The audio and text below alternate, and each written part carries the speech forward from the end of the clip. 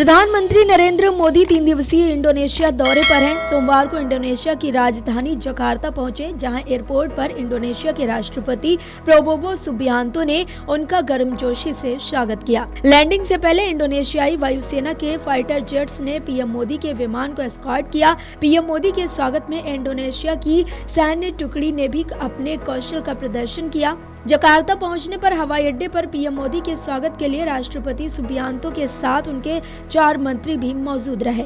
प्रधानमंत्री नरेंद्र मोदी जकार्ता में होटल पहुंचे, जहां बड़ी संख्या में भारतीय प्रवासी गर्मजोशी के साथ पीएम मोदी से मिले और भारत माता की जय के साथ साथ पीएम मोदी के नारे लगाए। वहीं प्रधानमंत्री नरेंद्र मोदी ने मंगलवार को इंडोनेशिया की राजधानी जकार्ता में राष्ट्रपति प्रोबोवो सुबियांतो के साथ द्विपक्षीय वार्ता की। इस दौरान दोनों नेताओं ने ऊर्जा, व्यापार, रक्षा, समुद्री सहयोग, महत्वपूर्ण खनिज, खाद्य सुरक्षा और डिजिटल अर्थव्यवस्था जैसी क्षेत्रों में व्यापक रणनीतिक साझेदारी को नई गति देने पर चर्चा की। दोनों नेता योग्याकार्ता स्थित यूनेस्को विश्व धरोहर प्रांगण मंदिर परिसर का दौरा भी करेंगे। तो चलिए आपको बताते हैं कि पीएम मोदी की इंडोनेशिया यात्रा से क्या मायने हैं।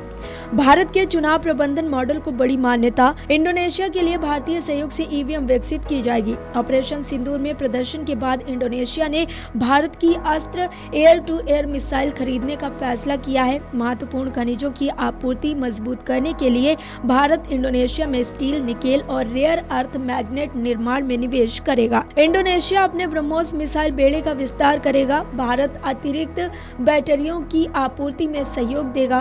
भारत और इंडोनेशिया मिलकर संभाग बंदरगाह का विकास करेंगे, जो मलक्का जलडमरू मध्य के पास और भारत के ग्रेट निकोबार परियोजना से करीब 100 मील की दूरी पर स्थित है।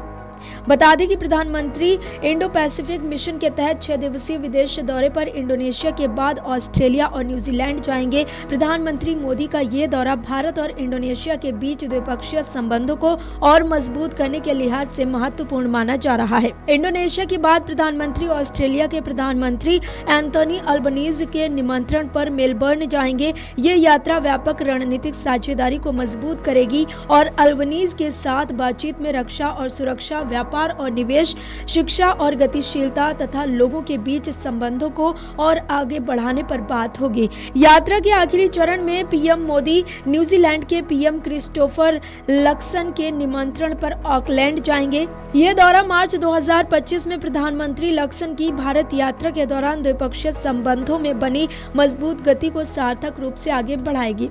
पीएम मोदी ने कहा कि वो लक्सन के साथ इस बात पर चर्चा करेंगे कि आर्थिक, व्यापारिक और वाणिज्यिक संबंधों को कैसे और आगे बढ़ाया जाए।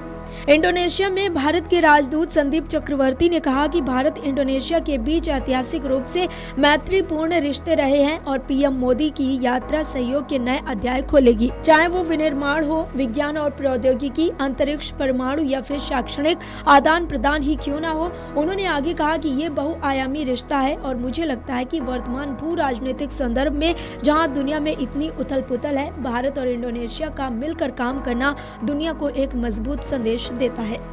अगर आप ये वीडियो YouTube पर देख रहे हैं तो हमारे चैनल को सब्सक्राइब कर बेल आइकन दबाएं और Facebook पर देख रहे हैं तो हमारे पेज को लाइक करें।